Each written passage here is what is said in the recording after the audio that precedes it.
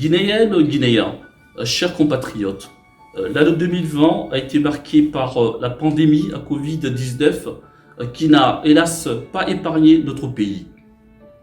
Avant de poursuivre, je voudrais m'incliner devant la mémoire de toutes celles et de tous ceux qui ont perdu leur vie.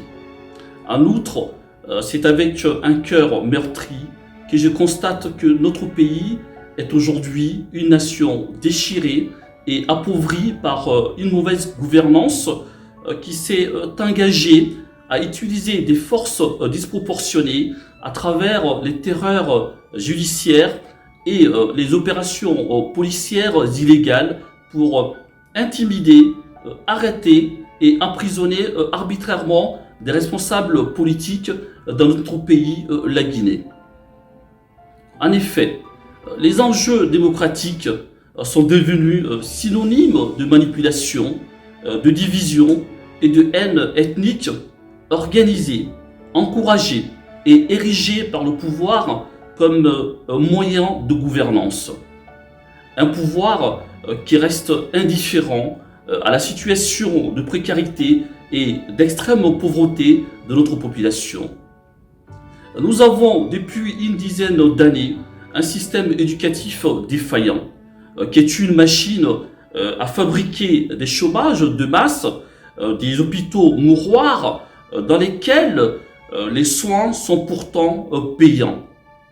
Nos villes sont aujourd'hui des grands espaces d'insalubrité, marqués par l'insécurité et le chaos. Nos ressources minières et nos entreprises publiques sont quant à elles les propriétés des sociétés chinoises, russes et turques qui agissent comme bon leur semble sur notre territoire sans aucun contrôle de l'État.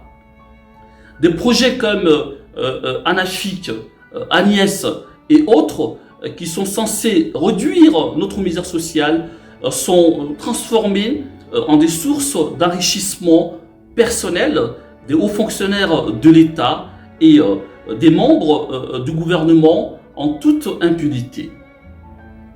Tout ceci démontre que ceux qui nous gouvernent sont insensibles à nos souffrances, car lorsqu'il y a un détournement de deniers publics de plus de 200 milliards de nos francs, sans aucun impact économique positif pour notre population, les auteurs doivent être identifiés, condamnés, démis de leurs fonctions et ensuite un redressement financier exigé. Mais malheureusement, dans notre pays, la Guinée, rien n'est fait. Face à tous ces mots à la fois ignobles et inqualifiables, orchestrés par ce pouvoir illégal contre notre peuple, il est vrai que nous avons des difficultés dans notre capacité à exprimer ensemble notre indignation et notre révolte à dire non à l'inacceptable. Afin d'assurer et de garantir à notre jeunesse et aux générations futures un avenir radieux, débarrassé de toute forme de corruption, de communautarisme et de privation de liberté, nous devons tous consentir à des sacrifices comme l'ont fait d'autres citoyens en Afrique, en Europe, en Amérique et en Asie. J'ai foi en le peuple de Guinée, en tant que nation brave, en mesure de résister à ce régime illégitime, incapable d'apporter la moindre amélioration substantielle à nos conditions de vie.